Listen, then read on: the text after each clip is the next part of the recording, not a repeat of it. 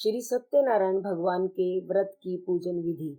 व्रत करने वाला पूर्णिमा व संक्रांति अथवा किसी भी दिन जब मन में श्रद्धा उपजे, उस दिन सायंकाल के समय स्नान आदि से निवृत्त होकर पूजा स्थान पर श्री सत्यनारायण भगवान के चित्र अथवा मूर्ति के सामने पूजन सामग्री धूप, दीप, फूल, माला, चूरमा, फल एवं चरणामृत रखकर सत्यनारायण भगवान का ध्यान करे, उन्हें बारंबार नमस्कार करे और श्रद्धा पूर्वक कथा श्रवण करे।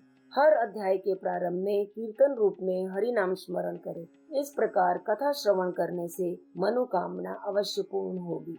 श्री सत्यनारायण भगवान की जय। भजमन नारायण श्रीमन नारायण हरि नारायण नारायण नारायण लक्ष्मी नारायण सत्यनारायण बद्री नारायण नारायण नारायण बद्री नारायण नारायण नारायण।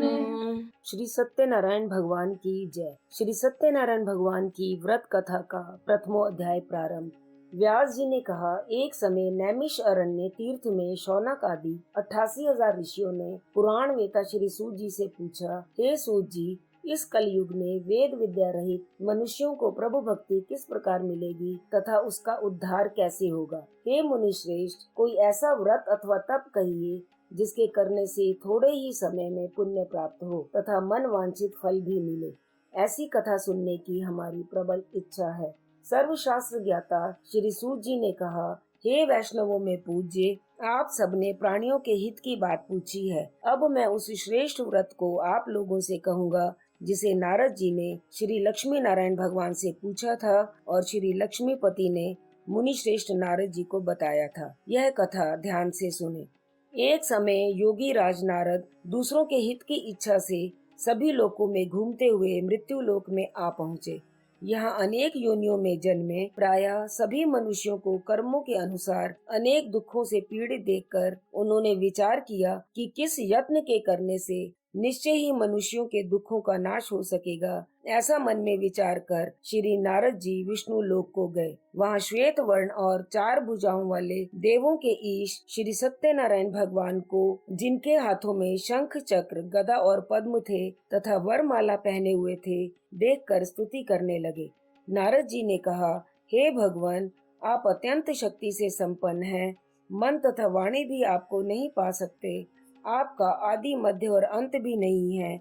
आप निर्गुण स्वरूप, सृष्टि के कारण, भक्तों के दुखों को नष्ट करने वाले हो। आपको मेरा बारंबार नमस्कार है। नारद जी से इस प्रकार की स्तुति सुनकर विष्णु भगवान बोले, हे मुनि श्रेष्ठ नारद, आपके मन में क्या है? आपका किस काम के लिए यहाँ आगमन हुआ है? निसंकोच कहें। तब नारद मुनि ने कहा, मृत्यु लोक में सब मनुष्य जो अनेक योनियों में पैदा हुए हैं, अपने अपने कर्मों द्वारा अनेक प्रकार के दुखों से दुखी हो रहे हैं। हे नाथ, यदि आप मुझ पर दया रखते हैं तो बताइए कि उन मनुष्यों के सब दुख थोड़े से ही प्रयत्न से कैसे दूर हो सकते हैं। श्री विष्णु भगवान ने कहा, हे नारद, मनुष्यों की भलाई के लिए तुमने यह बहुत अच्छा प्रश्न किया है। जिस व्रत के करने से मनुष्य मोह से छूट जाता है, वह व्रत मैं तुमसे कहता हूँ, सुनो। बहुत पुण्य को देने वाला, स्वर्ग तथा मृत्यु लोक दोनों में दुर्लभ एक उत्तम व्रत है, जो आज मैं प्रेम वश होकर तुमसे कहता हूँ। श्री सत्यनारायण भगवान का यह व्रत विधि विधान पूर्वक संपन्न करके मनुष्य इस धरती पर सुख भोग कर मरणोपरांत मोक्ष को प्राप्त होता है। श्री विष्णु भगवान के वचन सुनकर नारद मुनि बोले, हे भगवान, उस व्रत का फल क्या है? क्या विधान है? इससे पूर्व किसने यह व्रत किया है और किस दिन यह व्रत करना चाहिए? कृपया मुझे विस्तार से बताएं। श्री विष्णु भगवान ने कहा, हे नारद, दुख शोक आदि को दूर करने वाला यह व्रत सब स्थानों पर विजयी कराने वाला है। भक्ति और श्रद्धा के साथ किसी भी दिन मनुष्य श्री सत्यनारायण भगवान की संध्या के समय ब्राह्मणों और बंधु बांधवों के साथ धर्म परायण होकर पूजा करे। भक्ति भाव से नैवेद्य, केले का फल, दूध, शहद एवं तुलसी का चरणामृत और गेहूं के आटे का चूर्ण लेकर चूरमा बनाएं। इन सबको भक्ति भाव से भगवान को अर्पण करें। बंधु बांधवों सहित ब्राह्मणों को भोजन कराएं। इसके पश्चात स्वयं भोजन करें। रात्रि में नृत्य गीत आदि का आयोजन कर श्री सत्यनारायण भगवान का स्मरण करते हुए समय व्यतीत करें। इस तरह जो मनुष्य व्रत करेंगे उनका मनोरथ निश्चय ही पूर्ण होगा। विशेष रूप से कली काल में मृत्यु लोक में यही एक लघु उपाय है जिससे अल्प समय और अल्प धन में महान पुण्य प्राप्त हो सकता है। इति श्री सत्यनारायण व्रत कथा का प्रथमो अध्याय संपूर्ण। श्री सत्यनारायण भगवान की जय। भजमन नारायण श्रीमन नारायण हरि नारायण नारायण नारायण लक्ष्मी नारायण सत्य नारायण बद्री नारायण नारायण नारायण बद्री नारायण नारायण नारायण। श्री सत्यनारायण भगवान की जय। अथ द्वितीय अध्याय प्रारंभ। सूत जी ने कहा, हे ऋषियों, जिन्होंने पहले समय में इस व्रत को किया है उनका इतिहास कहता हूँ, आप सब ध्यान से सुने। सुंदर काशीपुरी नगरी में एक अत्यंत निर्धन ब्राह्मण रहता था। वह ब्राह्मण भूख और प्यास से बेचैन होकर नित्य पृथ्वी पर घूमता था। ब्राह्मणों से प्रेम करने वाले श्री विष्णु भगवान ने ब्राह्मण को दुखी देखकर एक दिन बूढ़े ब्राह्मण का रूप धारण कर निर्धन ब्राह्मण के पास जाकर आदर से पूछा, हे विप्र, तुम नित्य ही दुखी होकर पृथ्वी पर क्यों घूमते हो? हे श्रेष्ठ ब्राह्मण, ये सब मुझसे कहो, मैं सुनना चाहता हूँ। दरिद्र ब्राह्मण ने कहा, मैं निर्धन ब्राह्मण हूँ, भिक्षा के लिए पृथ्वी पर मारा मारा फिरता हूँ। हे भगवान, यदि आप इससे छुटकारा पाने का कोई उपाय जानते हो तो कृपया कर मुझे बताएं। वृद्ध ब्राह्मण का रूप धारण किए हुए श्री विष्णु भगवान ने कहा, हे ब्राह्मण, श्री सत्यनारायण भगवान मनोवांछित फल देने वाले हैं, इसलिए तुम उनका पूजन करो, जिसके करने से मनुष्य सब दुखों से मुक्त हो जाता है। दरिद्र ब्राह्मण को व्रत का सारा विधान बतलाकर बूढ़े ब्राह्मण का रूप धारण करने वाले श्री सत्यनारायण भगवान अंतर्ध्यान हो गए। जिस व्रत को वृद्ध ब्राह्मण ने बतलाया है, मैं उसको अवश्य करूँगा, यह निश्चय कर वह दरिद्र ब्राह्मण घर चला गया। परंतु उस रात्रि उस दरिद्र ब्राह्मण को नींद नहीं आई। अगले दिन वह जल्दी उठा और श्री सत्यनारायण भगवान का व्रत करने का निश्चय कर भिक्षा मांगने के लिए चल दिया। उस दिन उसको भिक्षा में बहुत अधिक धन मिला, जिससे उसने पूजन का सब सामान खरीदा और घर आकर अपने बंधु बांधवों के साथ भगवान श्री सत्यनारायण का व्रत किया। इसके करने से वह दरिद्र ब्राह्मण सब दुखों से छूटकर अनेक प्रकार की संपत्तियों से युक्त हो गया।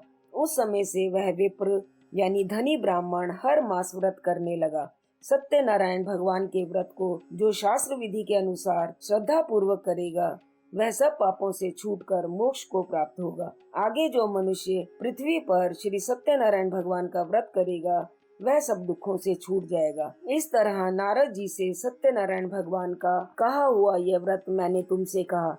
हे विप्रो, अब और क्या सुनना चाहते हैं, मुझे बताएं। ऋषियों ने कहा, हे मुनीश्वर, संसार में इस ब्राह्मण से सुनकर किस किस ने इस व्रत को किया, हम सब सुनना चाहते हैं। इसके लिए हमारे मन में श्रद्धा है। श्री सूत जी ने कहा, हे मुनियों, जिस जिस प्राणी ने इस व्रत को किया है, उन सब की कथा सुनो। एक समय वह ब्राह्मण धन और ऐश्वर्य के अनुसार बंधु बांधवों के साथ अपने घर पर व्रत कर रहा था। उसी समय एक लकड़ी बेचने वाला बूढ़ा लकड़हारा वहां आया। उसने सिर पर रखा लकड़ियों का गट्ठर बाहर रख दिया और उस ब्राह्मण के मकान में चला गया। प्यास से दुखी लकड़हारे ने ब्राह्मण को व्रत करते देखा। वह प्यास को भूल गया। उसने ब्राह्मण को नमस्कार किया और पूछा, हे विप्र, यह किसका पूजन एवं व्रत कर रहे हैं और इस पूजन एवं व्रत करने से क्या फल मिलता है, कृपा करके मुझे बताएं। ब्राह्मण ने कहा, सब मनोकामनाओं को पूरा करने वाला यह श्री सत्यनारायण भगवान का व्रत है। इन्हीं की कृपा से मेरे यहाँ धन धान्य आदि की वृद्धि हुई है। विप्र से इस व्रत के बारे में जानकर वह लकड़हारा बहुत प्रसन्न हुआ। भगवान का चरणामृत ले और भोजन ग्रहण कर बाद में अपने घर को चल दिया। अगले दिन लकड़हारे ने अपने में संकल्प किया कि आज ग्राम में लकड़ी बेचने से जो धन मिलेगा उसी से भगवान सत्यनारायण का उत्तम व्रत करूंगा। यह मन में विचार कर वह लकड़हारा लकड़ियों का गट्ठर अपने सिर पर रखकर जिस नगर में धनवान लोग रहते थे ऐसे सुंदर नगर में गया। उस दिन उसे लकड़ियों का दाम पहले दिनों से चौगुना मिला। तब वह बूढ़ा लकड़हारा अति प्रसन्न होकर पक्के केले, शक्कर, शहद, घी, दुग्ध, दही और गेहूं का चूर्ण इत्यादि श्री सत्यनारायण भगवान के संपूर्ण व्रत की सामग्री लेकर अपने घर आ गया। फिर उसने अपने बंधु बांधुओं को बुलाकर विधि विधान के साथ भगवान का पूजन और व्रत किया। उस व्रत के प्रभाव से वह बूढ़ा लकड़हारा धन पुत्र आदि से युक्त हुआ और संसार के समस्त सुख भोग कर अंत में बैकुंठ को चला गया। इति श्री सत्यनारायण व्रत कथा का 2य अध्याय संपूर्ण। श्री सत्यनारायण भगवान की जय। भजमन नारायण श्रीमन्नारायण हरि नारायण नारायण नारायण लक्ष्मी नारायण सत्यनारायण बद्री नारायण नारायण नारायण बद्री नारायण नारायण नारायण। श्री सत्यनारायण भगवान की जय। अथ 3य अध्याय प्रारंभ। श्री सूत जी ने कहा, हे श्रेष्ठ मुनियों, अब आगे की एक कथा कहता हूँ। पूर्व काल में उल्कामुख नाम का एक महान बुद्धिमान राजा था। वह सत्य वक्ता और जितेंद्रिय था। प्रतिदिन देव स्थानों पर जाता तथा गरीबों को धन देकर उनके कष्ट दूर करता था। उसकी पत्नी कमल के समान मुख वाली और सती साध्वी थी। भद्रशिला नदी के तट पर उन दोनों ने श्री सत्यनारायण भगवान का व्रत किया। उस समय वह साधु नामक एक वैश्य आया। उसके पास व्यापार के लिए बहुत सा धन था। वह वैश्य नाव को किनारे पर ठहराकर राजा के पास आया। राजा को व्रत करते हुए देखकर उनसे विनय के साथ पूछा, हे राजन, भक्ति युक्त चित्त से ये आप क्या कर रहे हैं? मेरी सुनने की इच्छा है, कृपया मुझे आप बताइए। महाराज उल्कामुख ने कहा, हे साधु वैश्य, मैं अपने बंधु बांधवों के साथ पुत्र आदि की प्राप्ति के लिए महान शक्तिमान श्री सत्यनारायण भगवान का व्रत व पूजन कर रहा हूँ। राजा के वचन सुनकर साधु नामक वैश्य ने आदर से कहा, हे राजन, मुझे भी इसका संविधान बताएं। मैं भी आपके कथनानुसार इस व्रत को करूंगा। मेरे भी कोई संतान नहीं है। मुझे विश्वास है कि इससे निश्चय ही मेरे भी संतान होगी। राजा से सब विधान सुन व्यापार से निवृत्त हो वह वैश्य आनंद के साथ अपने घर आया। वैश्य ने अपनी पत्नी से संतान देने वाले उस उत्तम व्रत का समाचार सुनाया और प्रण किया कि जब मेरे संतान होगी तब मैं इस व्रत को करूंगा। साधु ने यह वचन अपनी पत्नी लीलावती से भी कहे। एक दिन उसकी पत्नी लीलावती आनंदित हो सांसारिक धर्म में प्रवृत्त होकर श्री सत्यनारायण भगवान की कृपा से गर्भवती हो गई। 10वें महीने में उसने एक सुंदर कन्या को जन्म दिया। दिनों दिन वह कन्या इस तरह बढ़ने लगी जैसे शुक्ल पक्ष का चंद्रमा बढ़ता है। कन्या का नाम कलावती रखा गया। तब लीलावती ने मीठे शब्दों में अपने पति को स्मरण दिलाया कि आपने जो भगवान का व्रत करने का संकल्प किया था, अब आप उसे पूरा करिए। साधु वैश्य ने कहा, हे प्रिय, मैं कन्या के विवाह पर इस व्रत को करूंगा। इस प्रकार अपनी पत्नी को आश्वासन दे वह व्यापार करने चला गया। कलावती पितृगृह में वृद्धि को प्राप्त हो गई। लौटने पर साधु ने जब नगर में सखियों के साथ अपनी पुत्री को खेलते देखा तो एक दूत को बुलाकर कहा कि मेरी पुत्री के लिए कोई सुयोग्य वर देख कर लाओ। साधु नामक वैश्य की आज्ञा पाकर दूत कंचन नगर पहुंचा और वहां खोज कर और देखभाल कर वैश्य की लड़की के लिए एक सुयोग्य वणिक पुत्र ले आया। उस सुयोग्य लड़के को देखकर साधु नामक वैश्य ने अपने बंधु बांधवों सहित प्रसन्नचित होकर अपनी पुत्री का विवाह उसके साथ कर दिया। दुर्भाग्य से वह विवाह के समय भी सत्यनारायण भगवान का व्रत करना भूल गया। इस पर श्री भगवान क्रोधित हो गए। उन्होंने वैश्य को श्राप दिया कि तुम्हें दारुण दुख प्राप्त होगा। अपने कार्य में कुशल साधु नामक वैश्य अपने जमाई यानी दामाद सहित नावों को लेकर व्यापार करने के लिए समुद्र के समीप स्थित रत्नसारपुर नगर में गया। दोनों ससुर जमाई चंद्रकेतु राजा के उस नगर में व्यापार करने लगे। एक दिन भगवान सत्यनारायण की माया से प्रेरित एक चोर राजा का धन चुराकर भागा जा रहा था। राजा के दूतों को अपने पीछे आता हुआ तेजी से देखकर चोरों ने घबराकर राजा के धन को वहीं नाव के समीप चुपचाप रख दिया, जहां वे दोनों ससुर जमाई ठहरे हुए थे, और भाग गया। जब दूतों ने उस साधु वैश्य के पास राजा के धन को रखा देखा तो ससुर जमाई दोनों को बांध कर ले गए और राजा के समीप जाकर बोले, हम ये दो चोर पकड़ कर लाए हैं, देखकर आज्ञा दें। तब राजा ने बिना उनकी बात सुने ही उन्हें कठिन कारावास में डालने की आज्ञा दे दी।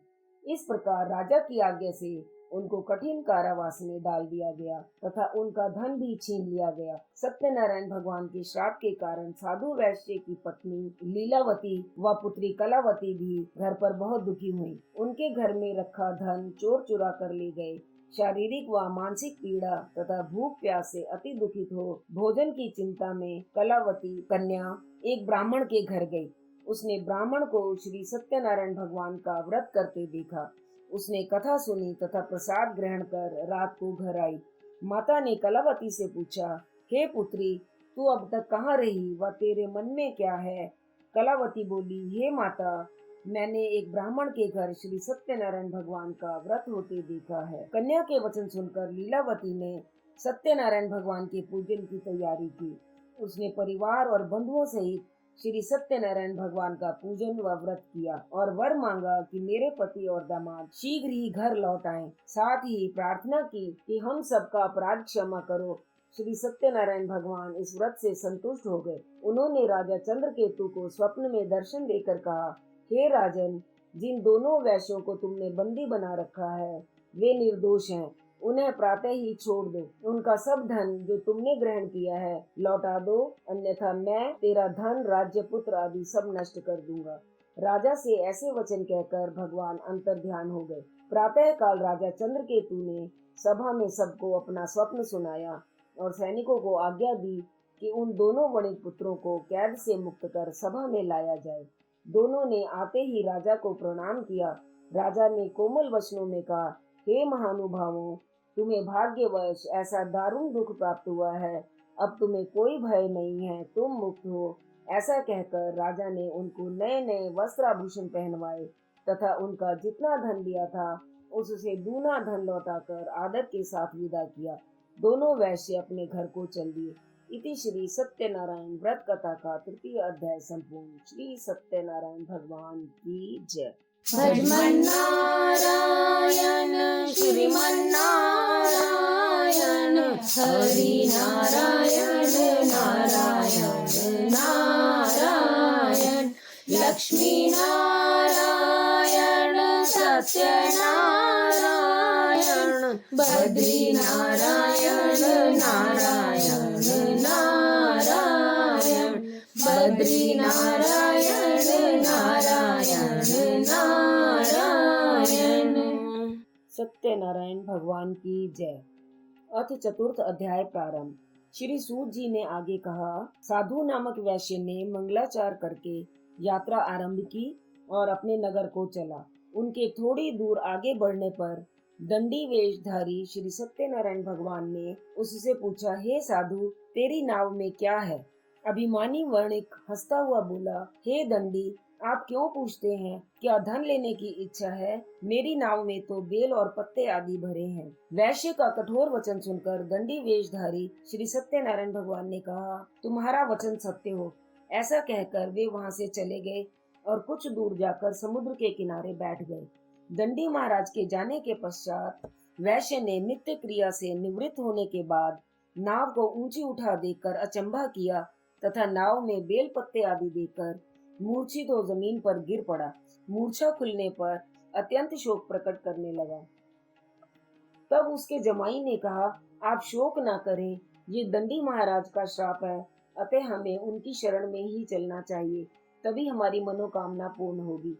जमाई के वचन सुनकर वह साधु नामक वैश्य दंडी महाराज के पास पहुंचा और अत्यंत भक्ति भाव से प्रणाम करके बोला, मैंने जो आपसे असत्य वचन कहे थे उनके लिए मुझे क्षमा करें। ऐसा कहकर महान शोकातुर हो रोने लगा। तब दंडी भगवान बोले, हे वणिक, मेरी आज्ञा से बार बार तुझे दुख प्राप्त हुआ है। तू मेरी पूजा से विमुख हुआ है। साधु नामक वैश्य ने कहा, हे भगवान, आपकी माया से ब्रह्मा आदि देवता भी आपके रूप को नहीं जान पाते, तब मैं अज्ञानी भला कैसे जान सकता हूँ। आप प्रसन्न होइए, मैं अपनी सामर्थ्य के अनुसार आपकी पूजा करूँगा। मेरी रक्षा करें और पहले के समान मेरी नौका को धन से परिपूर्ण कर दें। उसके भक्ति युक्त वचन सुनकर श्री सत्यनारायण भगवान प्रसन्न हो गए और उसकी इच्छा अनुसार वर देकर अंतर ध्यान हो गए। तब ससुर व जवाई दोनों ने नाव पर आकर देखा कि नाव धन धान्य से परिपूर्ण है। फिर वह वैश्य भगवान सत्यनारायण का पूजन कर साथियों सहित अपने नगर को चला। जब वह अपने नगर के निकट पहुंचा, तब उसने एक दूत को अपने घर भेजा और दूत ने साधु नामक वैश्य के घर जाकर उसकी पत्नी को नमस्कार किया और कहा, आपके पति अपने दामाद सहित इस नगर के समीप आ गए हैं। लीलावती और उसकी कन्या कलावती उस समय भगवान का पूजन कर रही थी। दूत का वचन सुनकर साधु की पत्नी ने बड़े हर्ष के साथ सत्यदेव भगवान का पूजन पूर्ण किया और अपनी पुत्री से कहा, मैं अपने पति के दर्शन को जाती हूँ, तू कार्य पूर्ण कर शीघ्र आ जाना।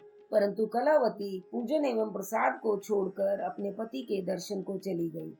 प्रसाद की अवज्ञा के कारण सत्यदेव ने रुष्ट हो उसके पति को नाव सहित पानी में डुबो दिया। कलावती अपने पति को न देखकर रोती हुई जमीन पर गिर पड़ी। नौका को डूबा हुआ तथा कन्या को रोता हुआ देख साधु नामक वैश्य दुखित हो बोला, हे प्रभु, मुझसे या मेरे परिवार से जो भूल हुई है उसे क्षमा करें। उसके दीन वचन सुनकर सत्यदेव भगवान प्रसन्न हो गए और आकाशवाणी हुई, हे वैश्य, तेरी कन्या मेरे प्रसाद को छोड़कर आई है, इसीलिए इसका पति अदृश्य हुआ है। यदि वह घर जाकर प्रसाद खाकर लौटे तो इसे इसका पति अवश्य मिलेगा। आकाशवाणी सुनकर कलावती ने घर पहुंचकर प्रसाद खाया और फिर आकर अपने पति के दर्शन किए। तत्पश्चात साधु वैश्य ने वहीं बंधु बांधवों सहित सत्यदेव का विधि पूर्वक पूजन किया। वह इस लोक का सुख भोग कर अंत में स्वर्ग लोक को गया। इति श्री सत्यनारायण व्रत कथा का 4th अध्याय संपूर्ण। श्री सत्यनारायण भगवान की जय। भजमन नारायण श्रीमन नारायण, हरि नारायण नारायण नारायण, लक्ष्मी नारायण सत्य नारायण, बद्री नारायण नारायण नारायण, बद्री नारायण नारायण नारायण। श्री सत्यनारायण भगवान की जय। अथ 5वां अध्याय प्रारंभ। श्री सूत जी ने आगे कहा, हे ऋषियों, मैं एक और भी कथा कहता हूँ, सुनो। प्रजा पालन में लीन तुंगध्वज नाम का एक राजा था। उसने एक स्थान पर ग्वालों को श्री सत्यनारायण भगवान का व्रत एवं पूजन करते देखा। अभिमानवश वह वहां रुका नहीं और प्रसाद का त्याग कर वह अपने नगर को चला गया। नगर में पहुंचकर उसने देखा कि उसका सब कुछ नष्ट हो गया है। वह समझ गया कि यह सब भगवान श्री सत्यनारायण ने किया है। तब वह उसी स्थान पर वापस आया और ग्वालों के समीप जाकर विधि पूर्वक पूजन कर एवं क्षमा याचना कर प्रसाद खाया। तब श्री सत्यनारायण भगवान की कृपा से सब कुछ पहले जैसा ही हो गया और दीर्घ काल तक सुख भोग कर मरणोपरांत स्वर्ग लोक को चला गया। जो मनुष्य इस परम दुर्लभ व्रत को करेगा, श्री सत्यनारायण भगवान की कृपा से उसे धन धान्य की प्राप्ति होगी। निर्धन धनी और बंदी बंधन से मुक्त होकर निर्भय हो जाता है। संतानहीन को संतान प्राप्त होती है तथा सब मनोरथ पूर्ण होकर अंत में वह वैकुंठ धाम को जाता है। जिन्होंने पहले इस व्रत को किया, अब उनके दूसरे जन्म की कथा भी सुनिए। शतानंद नाम का वृद्ध ब्राह्मण ने सुदामा के रूप में जन्म लेकर श्री कृष्ण की भक्ति कर मोक्ष प्राप्त किया। उल्का मुख नाम के महाराज राजा दशरथ बने और श्री रंगनाथ का पूजन कर वैकुंठ को प्राप्त हुए। साधु नाम के वैश्य ने धर्मात्मा व सत्य प्रतिज्ञ राजा मोरध्वज बनकर अपने पुत्र को आरे से चीरकर मोक्ष प्राप्त किया। महाराजा तुंगध्वज स्वयंभू मनु हुए। उन्होंने बहुत से लोगों को भगवान की भक्ति में लीन कर मोक्ष प्राप्त किया। लक्कड़हारा अगले जन्म में गुह नामक निषाद राजा हुए, जिसने भगवान राम के चरणों की सेवा कर मोक्ष प्राप्त किया। इति श्री सत्यनारायण व्रत कथा का 5वां अध्याय संपूर्ण। श्री सत्यनारायण भगवान की जय। भजमन्नारायण श्रीमन्नारायण हरि नारायण नारायण नारायण लक्ष्मी नारायण सत्यनारायण बद्री नारायण नारायण नारायण बद्री नारायण नारायण नारायण। श्री सत्यनारायण भगवान की जय।